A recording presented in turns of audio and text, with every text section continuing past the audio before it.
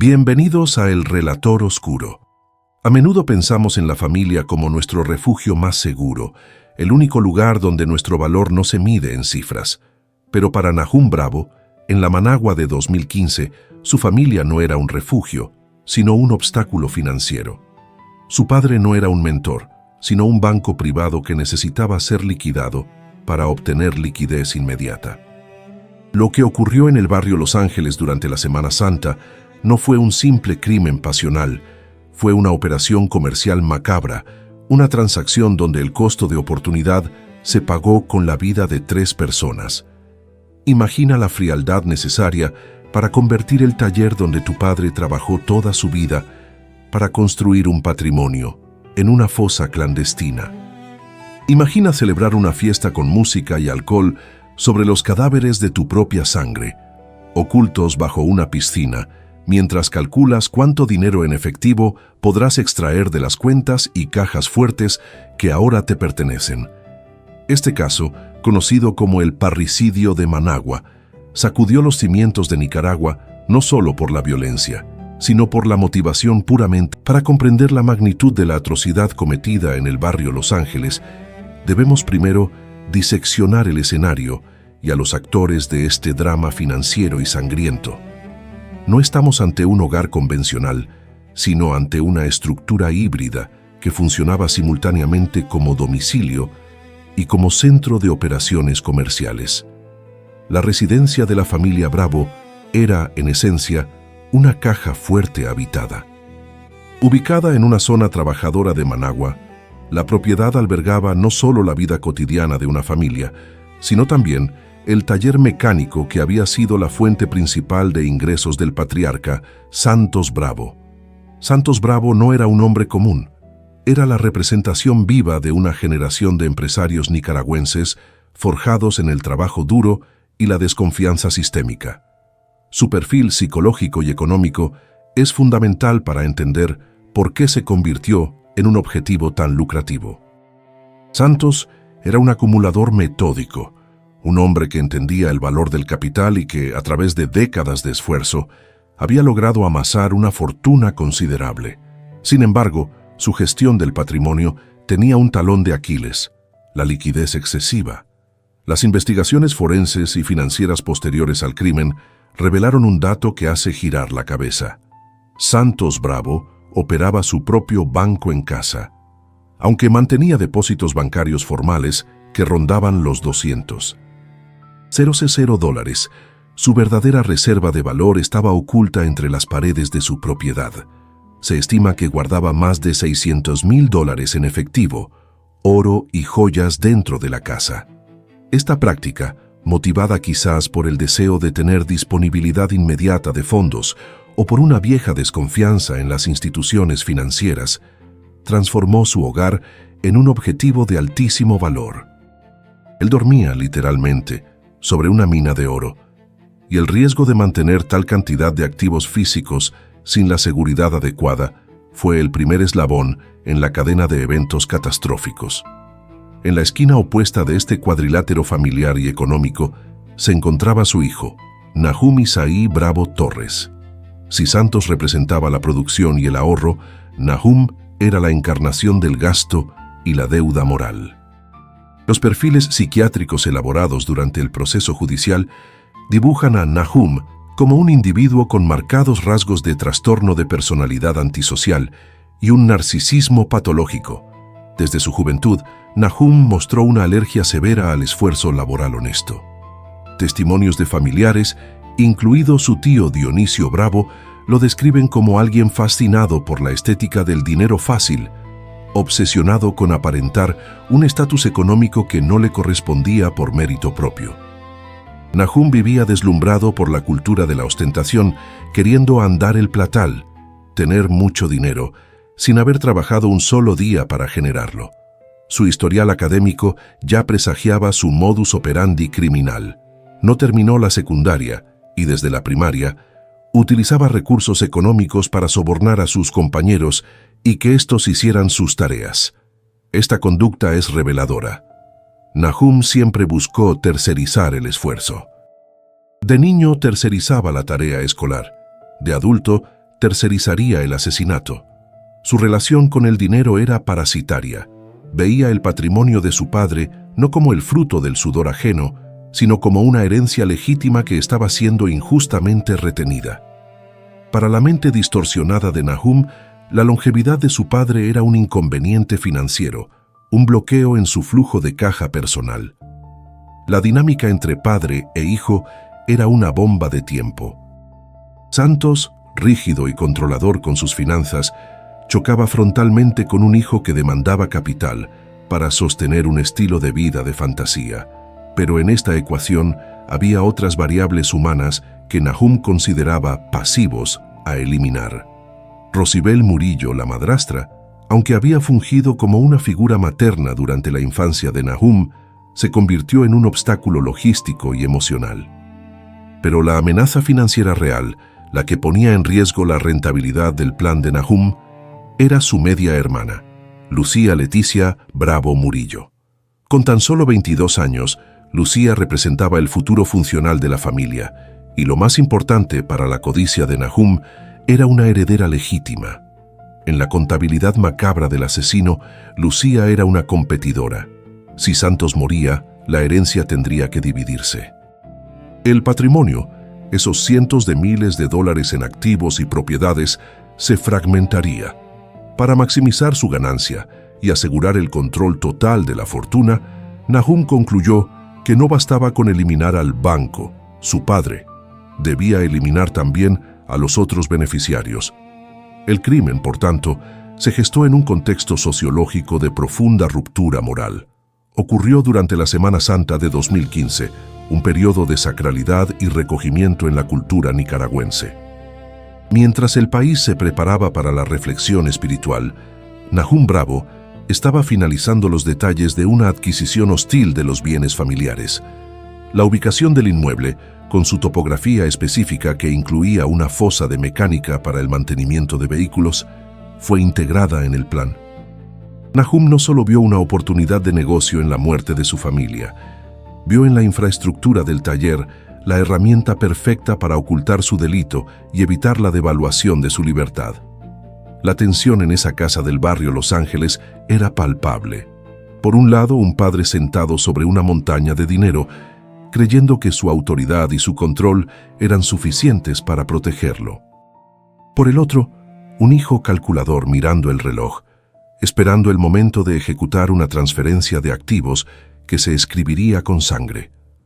La mesa estaba servida para uno de los actos más viles de la historia criminal de la región: el desmantelamiento sistemático de una familia por el simple y puro amor al dinero. La ejecución de un plan tan macabro requería más que la simple voluntad de Nahum Bravo. Requería fuerza bruta y, sobre todo, complicidad. Sin embargo, fiel a su perfil psicológico de aversión al esfuerzo físico y su tendencia a manipular el entorno para su beneficio, Nahum no tenía la intención de realizar el trabajo sucio solo. Para él, el parricidio no era un acto pasional que cometería en un arrebato de locura. Era un proyecto empresarial complejo que necesitaba personal, logística y una gestión de recursos humanos despiadada. Nahum necesitaba tercerizar la violencia, contratar mano de obra dispuesta a mancharse las manos de sangre a cambio de una participación en las utilidades futuras del crimen.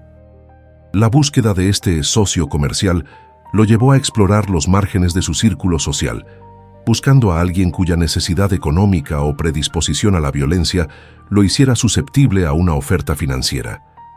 Así fue como identificó a Jairo José Ugarte Centeno, conocido en los bajos fondos y en el expediente judicial por el alias de El Pelón.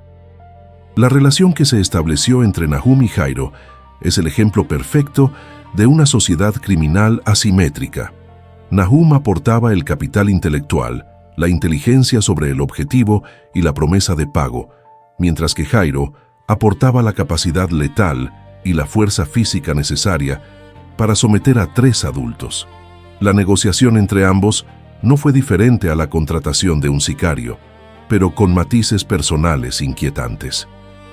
Nahum vendió la idea del crimen como una oportunidad de inversión de alto rendimiento. le prometió a Jairo una suma significativa de dinero, una tajada de la fortuna que Santos Bravo guardaba celosamente en la casa.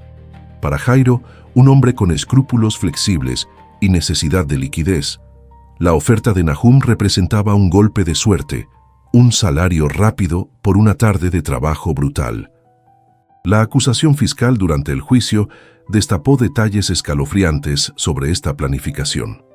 Jairo no era un asesino sofisticado que traería su propio arsenal. Era un empleado que seguiría instrucciones precisas para minimizar los costos operativos. Una de las instrucciones más reveladoras que Nahum dio a su cómplice demuestra el nivel de control y premeditación que tenía sobre la escena del crimen antes incluso de que sucediera. Nahum le indicó a Jairo que no era necesario invertir en armas de fuego o equipos costosos que pudieran hacer ruido o dejar rastros balísticos rastreables.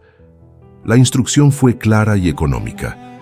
La herramienta para la matanza ya estaba en el inventario de la casa. Jairo debía buscar una navaja específica en la cocina de las víctimas y utilizar los tubos y herramientas del taller mecánico como armas contundentes. Esta decisión no solo reducía el presupuesto del crimen, sino que demostraba la frialdad de Nahum.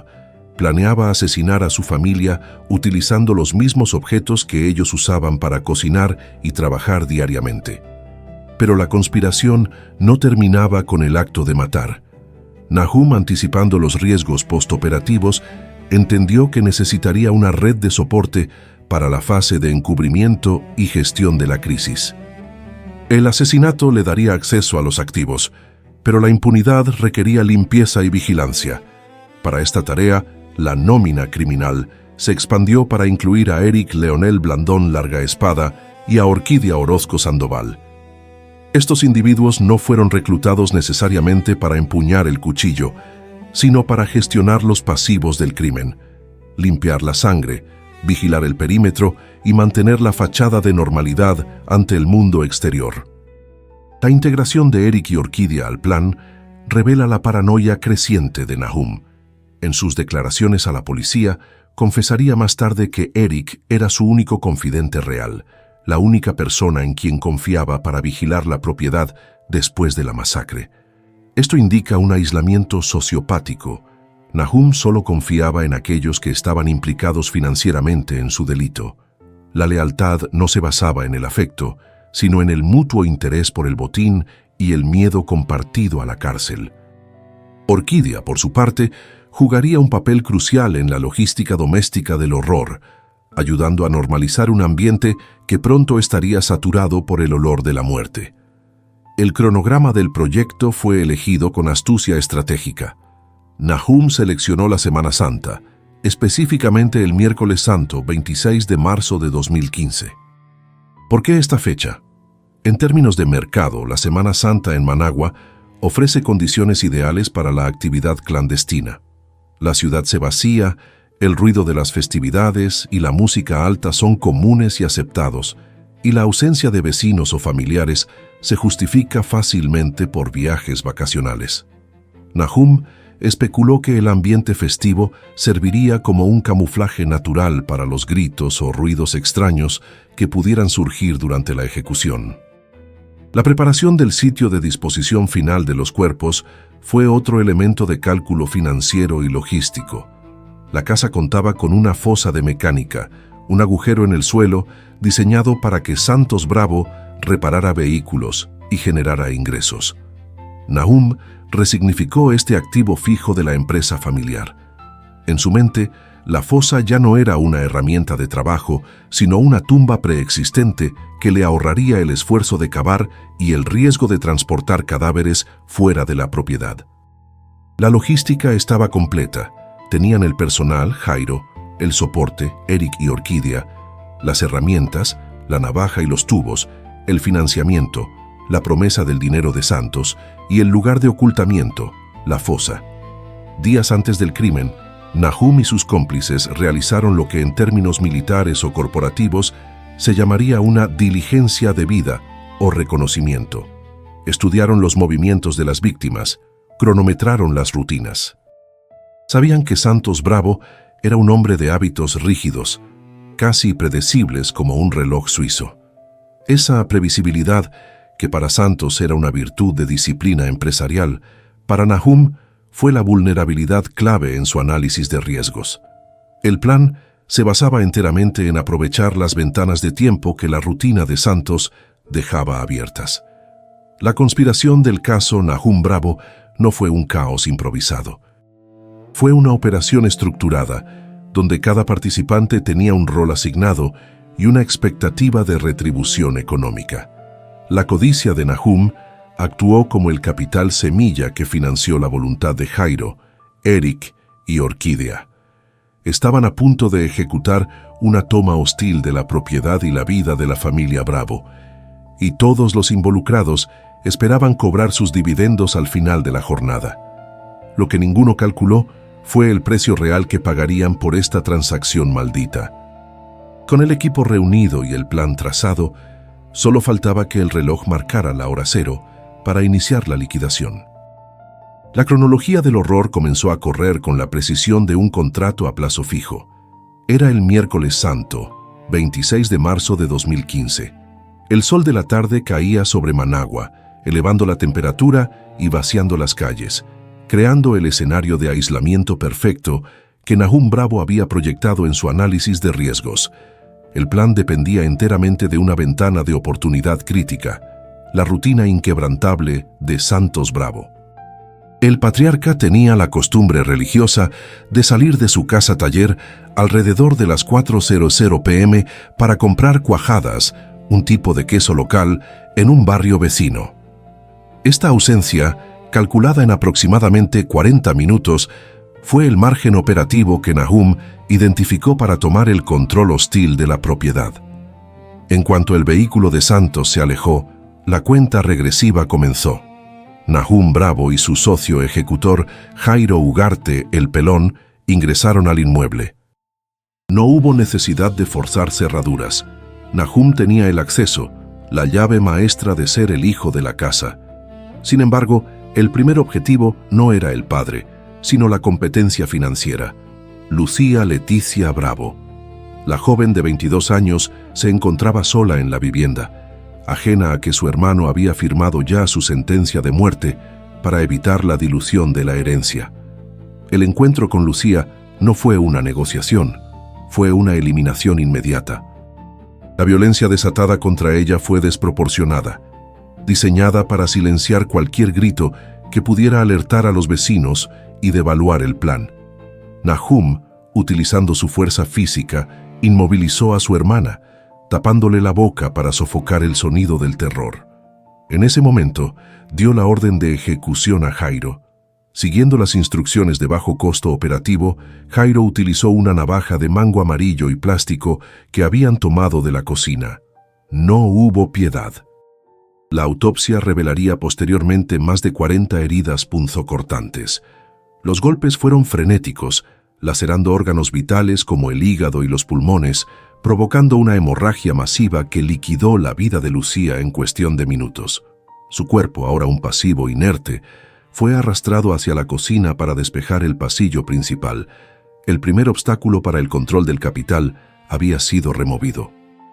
La casa quedó en un silencio sepulcral, cargado con el olor metálico de la sangre reciente. Los asesinos esperaron. El retorno de Santos Bravo marcó el inicio de la segunda fase de la operación. El parricidio. Cuando Santos entró a su hogar, cargando las compras de la cena, no percibió el peligro inmediato. La familiaridad del entorno jugó en su contra. Nahum aprovechó la confianza implícita o quizás la sorpresa de su padre para atacarlo por la espalda. La técnica utilizada fue de una eficacia brutal, descrita en los informes forenses como la llave El Popo. Nahum rodeó el cuello de su padre con el brazo, aplicando una presión asfixiante sobre la tráquea y las arterias carótidas, bloqueando el flujo de oxígeno y sangre al cerebro, mientras el hijo asfixiaba al padre, inmovilizando la fuente de su futura riqueza. Jairo entró en acción con la fuerza bruta. Armado con un objeto contundente, descrito variadamente como un tubo metálico o un bate, herramientas propias del taller, comenzó a golpear la cabeza de Santos. La combinación de asfixia mecánica y trauma cráneoencefálico severo fue letal. El banco había caído, pero el detalle más escalofriante, el que define la naturaleza puramente económica de este crimen, ocurrió apenas segundos después de que el corazón de Santos dejara de latir. Con el cuerpo de su padre aún caliente en el suelo, Nahum no mostró remordimiento, ni llanto, ni duda. Su primera reacción fue realizar un arqueo de caja inmediato. Se agachó sobre el cadáver, revisó los bolsillos del pantalón de su padre y extrajo su billetera. Dentro encontró $80 y algo de moneda local. Nahum se guardó el dinero. Este acto de latrocinio instantáneo, robando el efectivo del bolsillo de su padre recién asesinado, simboliza la total cosificación de la víctima. Para Nahum, Santos ya no era un padre. Era un activo liquidado del cual se podían empezar a extraer dividendos, aunque fueran tan solo $80 iniciales. Fue el primer retiro de la herencia manchada de sangre. Pero la transacción no estaba completa. Faltaba una última acreedora moral, Rosibel Murillo.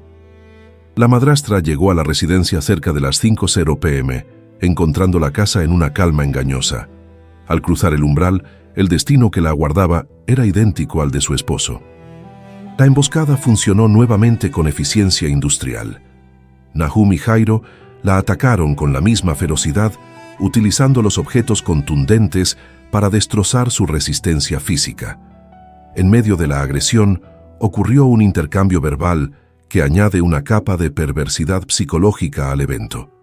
Según la confesión posterior del propio Nahum, en sus momentos de agonía, Rosibel le pidió perdón por el daño que le había hecho.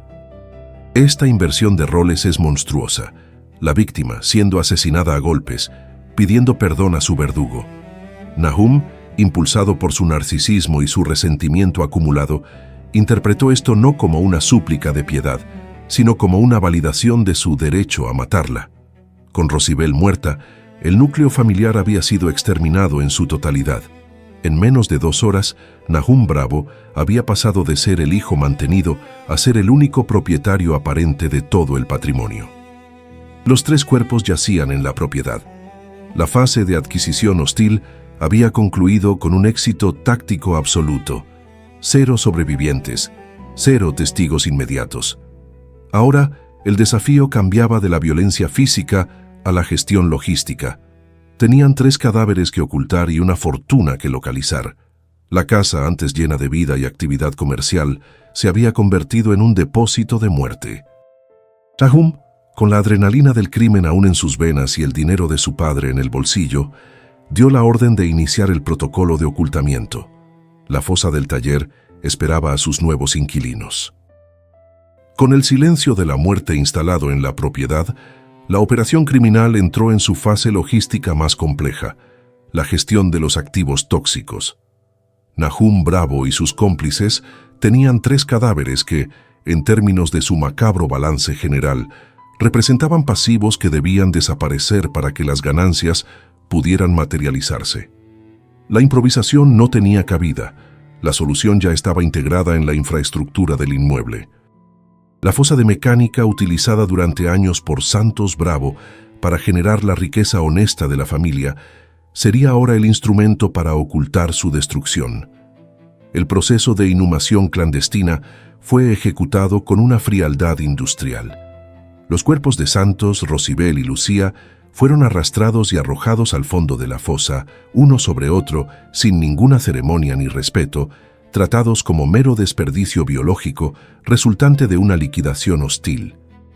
Para sellar esta tumba de concreto y tierra, Nahum y Jairo trabajaron arduamente, rellenando el hueco con tierra, piedras, escombros y basura que encontraron en el taller.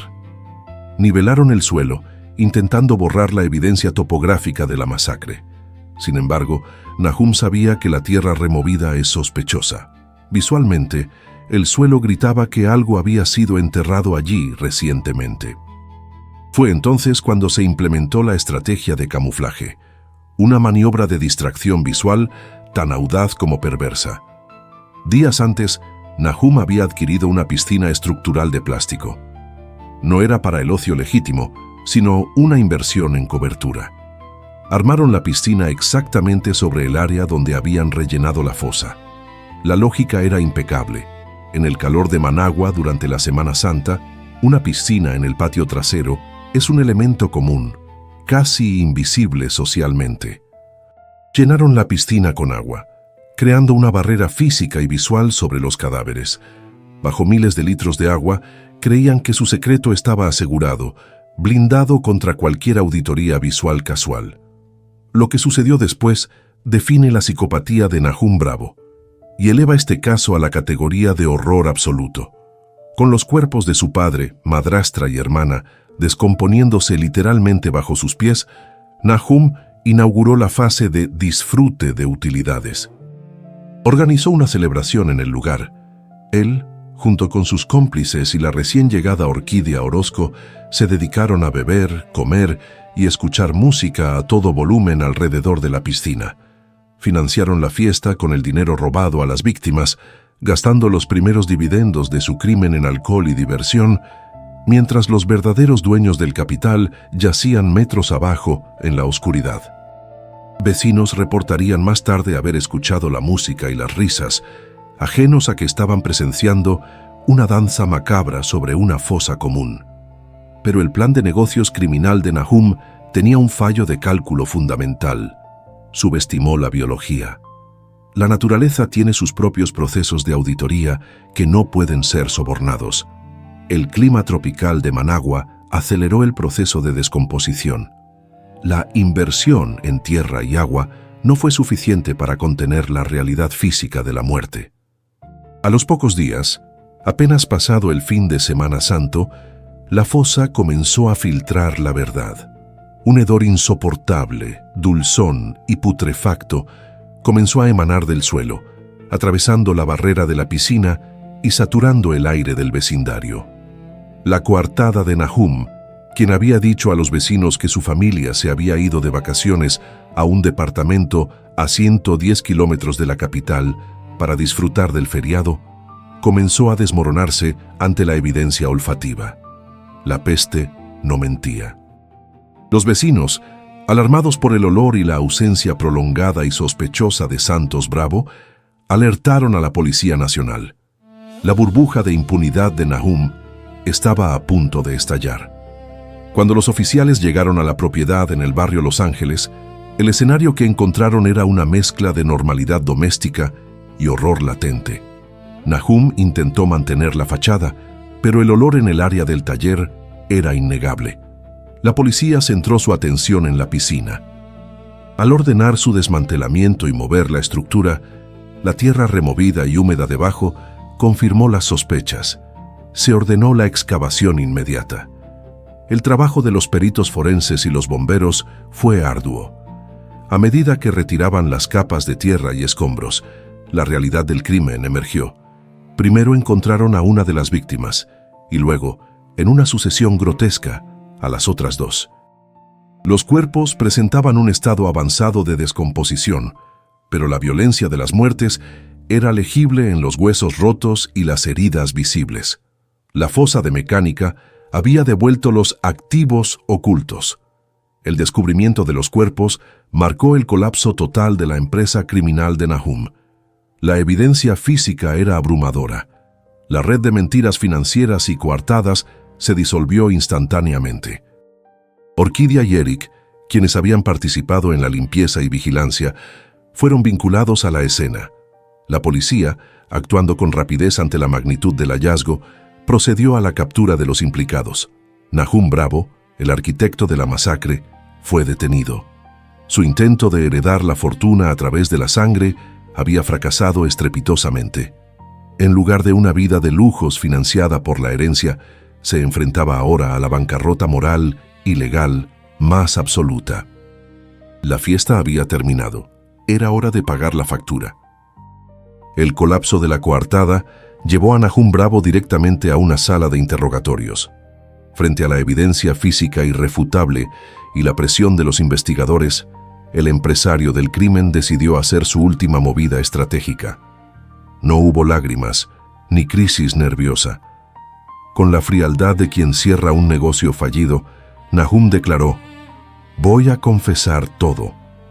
Sin embargo, los analistas legales y psicólogos forenses coincidieron en que esta confesión no nacía del remordimiento genuino, sino de un cálculo pragmático para evitar el desgaste procesal y asegurar, quizás, condiciones carcelarias menos hostiles.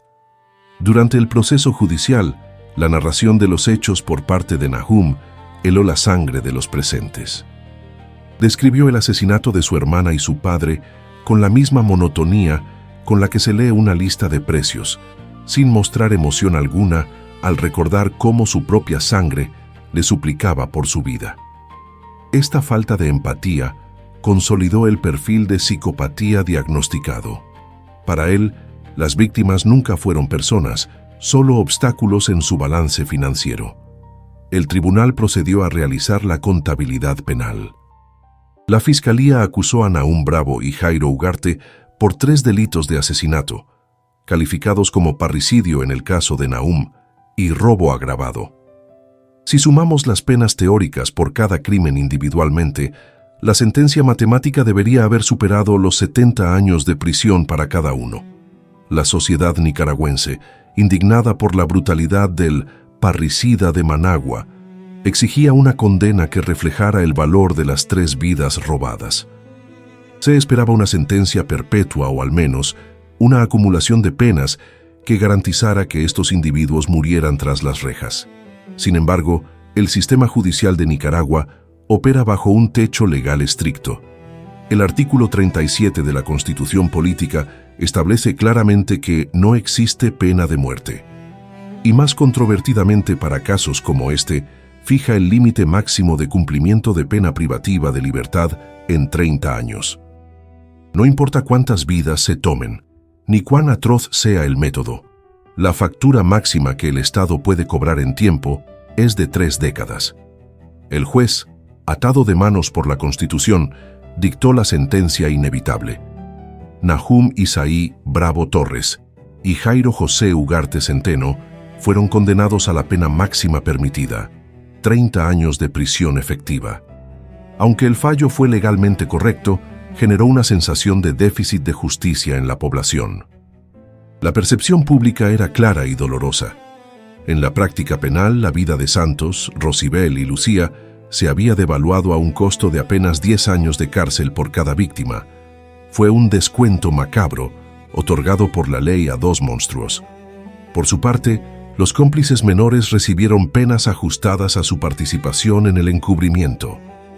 Orquídea Orozco y Eric Blandón fueron sentenciados a penas significativamente menores, oscilando entre 1 y 5 años, lo que nuevamente encendió el debate sobre el costo de la complicidad en crímenes de esta magnitud.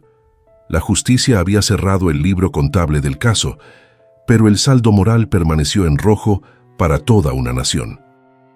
Hoy, Nahum Bravo cumple su condena en el Sistema Penitenciario Nacional La Modelo, una de las cárceles más duras de la región.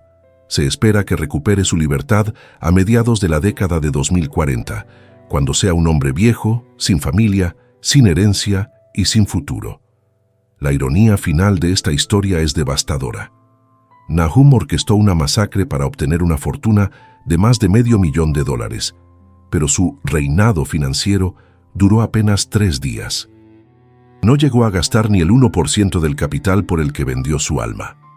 Buscaba la vida fácil, el dinero rápido y el estatus. A cambio, obtuvo el desprecio eterno de un país, la destrucción de su linaje y una celda de concreto. El caso del parricida de Managua nos deja una lección brutal sobre la naturaleza humana. Cuando la codicia infecta el corazón, la familia deja de ser sagrada para convertirse en mercancía.